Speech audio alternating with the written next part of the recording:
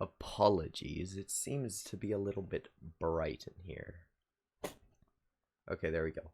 So, it's been a little bit, and I bet you're wondering why, if this is a story that I wrote, why I'm maligning it so much in the title, and the reason for that is because I want people to watch it. So yeah, enjoy.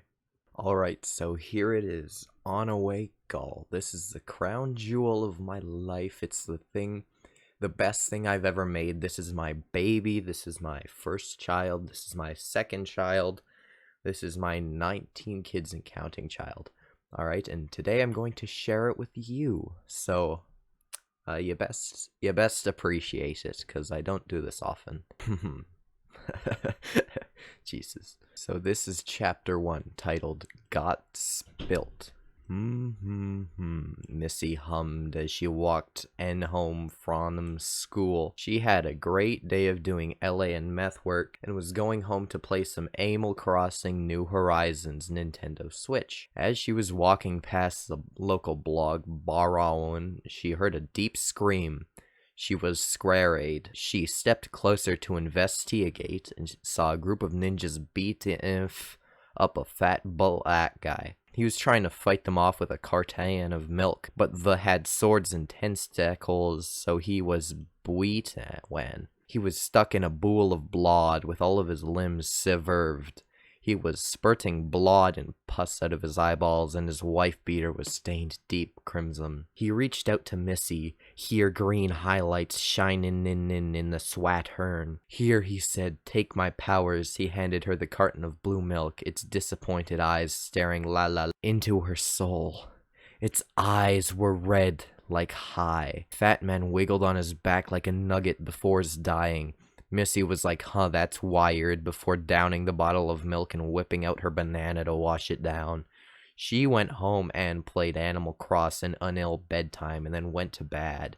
But little know she was followed by someone. So the inspiration from this chapter, this chapter was a lot more inspired by Tokyo Ghoul, which is something that I don't know anything about, as opposed to a lot of the later chapters are a lot more inspired by Harry Potter. It's sort of a combination of the two, if you will. So yeah, I hope you enjoyed that. All right, here we go. Part 2. Missy woke act, and then she put on her clothes, and then Dehai got in the shower, and then she heard a scream from the kitchen and saw her dad getting attacked by some chimps, and then the ninjas came and killed the chimps. And Missy was like, whoa. So yeah, this is part 2. It's a lot shorter than part 1, and it's a lot shorter than a lot of the later chapters, but it's sort of just meant to be like I don't know what they call it, like an interlay or something. Like, you know how in albums they have like one song that'll be like 30 seconds long where it's just like, yo, what's poppin', boys? Like, it's sort of meant to be like that, you know, just to sort of have a connector from the first chapter, which was sort of, it's a lot different. You'll see. So this is chapter 3. Which is called Untitled Part 3. Hello, we're here to recruit you for the Academy of Wizards called Warthog School, said the ninjas. Okay, said Missing, so she went to the skull and put on the sorting sombrero, and it said in a Mexico accent, "Lil Chiquito mijo, go to Gregory house." Missy was like, okay, went to Gregory house. Hi, said girl 1 of Gregory house. She was really old, like 40, and green hair. My name is Santa Cruz, and my tanqui is and toy monkey, she uttered as she held up a toy monkey. The other person of Gregory house was a baby. He said, hi, my name is Tim, and my tanqui is a pistol. Missy was confused. Why baby talk, she asked. Shut up, ho, said Tim before he shot her at point-blank range, killing her. Tim, why did you don that, said whatever her namer was as she picked up Missy's tanqui, the bottle of milk. Wait a minute, I recog this. This is my dead dad's tanqui dun-da-da, said Santa. So yeah, again, this chapter's a little bit longer. It's just sort of setting up a lot of characters and the plot lines that come up later. This is a pretty important chapter, because like a lot of the times, if you don't read this one, then you won't understand anything else about Gregory House and tanqui and Warthog School, you know. It's an important chapter is what I'm saying. Now this is chapter 4. It's titled Dead Dad. So the fat black guy that got beat up by ninjas was your dad? Missy asked intently. Yes, Margaret replied, her green hair wiggling in the west. His name was Chicago, said Tim as he sucked his thumb. Well, I can show you his dead body, said Minty. Then they used teleporting powers and slashed Tepid to Burger Backnon and saw his dead body getting eaten by rats. No, Dad, said Marguerite. Oh, Chicago, screamed Tim as he rolled over there because he can't walk, he's a baby. Who did this? Screamed Santa Claus as she cried over her dead dad. It was ninjas, said Missy. It was the ninjas that brought Em to Hogwarts. Oh, bastards, she shouted loud. We had to Margaret, one of the ninjas that a pirated. He was a war criminal. He killed babies. Tim was shocked. He all Watties knew chickpeas as a nice caring man.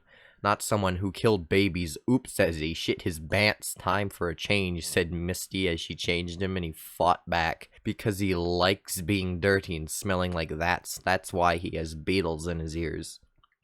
Now this chapter, it's more about the characters, like in their interactions between each other. Like that's what this is kind of just the characters talking to each other. Because it's important in a story to sort of have like likable, reasonable, understandable characters and how, like, you know, this is chapter 5 entitled Warthog Day.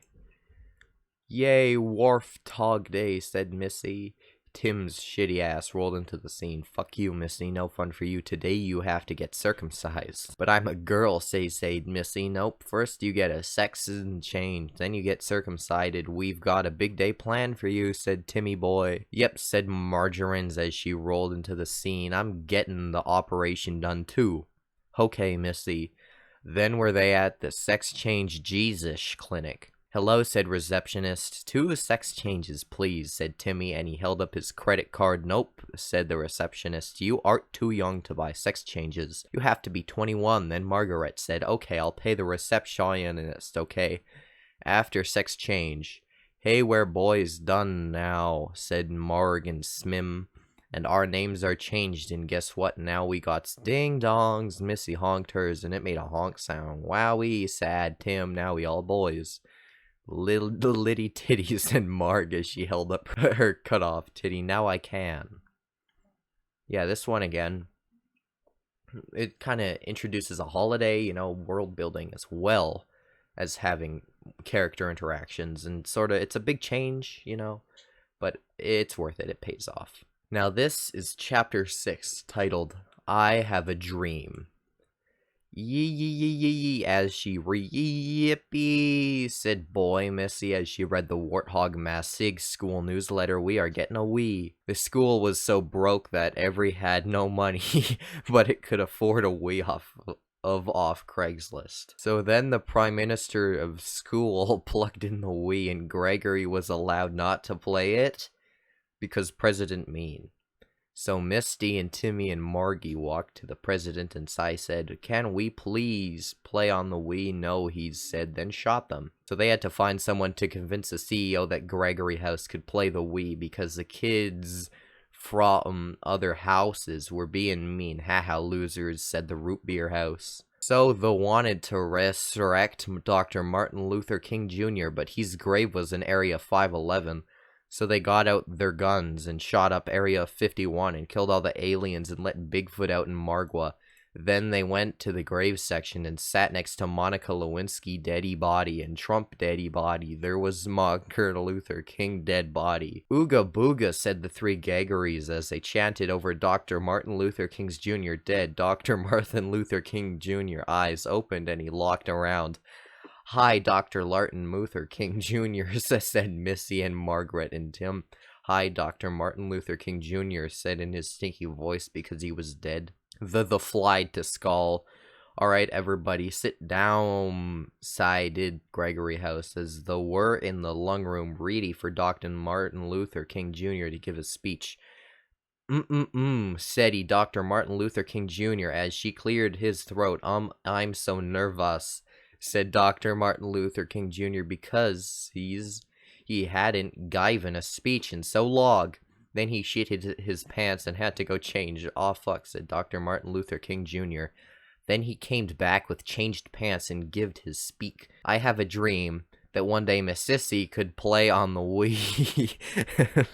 Then everyone clapped and Missy got to plat on the Wii. She pallied for 5 minutes and took a big shit and broke it. See, this chapter This is chapter 6, I think. 6 or 7. It's 6. It's 7. Yeah, it's chapter 7. This chapter is about, it's sort of like establishing the connection the characters have between each other, because they went on this big adventure all the way to Area 51 to get Dr. Martin Luther King. They resurrected him from the dead to bring him home to give a speech about why they should be allowed to play on the Wii, right? So yeah, it just kind of shows that the characters are determined to fight for what's right and fight for what's in their heart, regardless of what is in their heart. Like, what was in their heart right now was the Wii, you know? Later, it could be something more important, like, I don't know. Alright, this is chapter 7, entitled Untitled Part 3. You bad boys and girls said because they got their sex chandages undid. You are resurrected dead guy, said the CEO of school. Well, only Kuze we couldn't play and the Wii, sigh, said Margaret, the old in the group. Okay, said the now had to lock Darton Mutherling in. Dr. Martin Luther King Jr. in prison. IDK, sigh, said Missy. Okay then, said President, you are free to go. Okay, bye-bye, sad marker, as she walked to him and did the nay-nay then the left. Now this is chapter 8, this is the newest chapter, and this chapter is titled Puffy. He what's ups, said the new kid at Warthog. He had chains and dados. I want some puffy, he said. Mitzi said, no, you gross ass motherfucker. Then she stated him with her blade blaze. Let it rip, ad he died. Passed away for you UK readers. See, you gotta diversify your audience when you're writing a book. Oh fuck, said the sorting sombrero. Then he sort the dead body to the morgue, to autopsy, to find at why he died. When the finded out how he died, they took all the blade blades and confiscated them, so now they kids had nothing to do, so they resorted to weed whack in the lawn. Warthog lawn looked the best it had in years, which is good. Then Missy decided to take a stand against violence and began to fight he fellow castmates, but she dropped her weed whacker, so she got filleted like a fish. Ow, fuck, said Missy, then the. So yeah, This is sort of a turning point in the story, because Missy is like heavily damaged from battling her classmates because she dropped her weed whacker. So this is sort of, the next couple of chapters are going to be a bit more cathartic, you know, guiding her through her recovery, because that's really important to sort of have an accurate time frame when you're writing a book. You don't want something to happen and then just like, oh, it's over now, it's done, you know. You kind of got to develop every idea and give it its own time, you know. So how was that? You think it was bad? Well, frick you, it was good. Anyway, there's a link in the description to the story if you want to follow Missy and friends and their adventures and stuff. Also, the sun kind of went down a little bit. I look less like a ghost. And yeah, part 1, part 2, or whatever. I don't know when that's coming out. I gotta write the rest of the story first. But yeah, hope you enjoyed, and hope you had a good 2020. It's January 1st, 2021. See if it gets better, see if it gets worse. But yeah, have fun.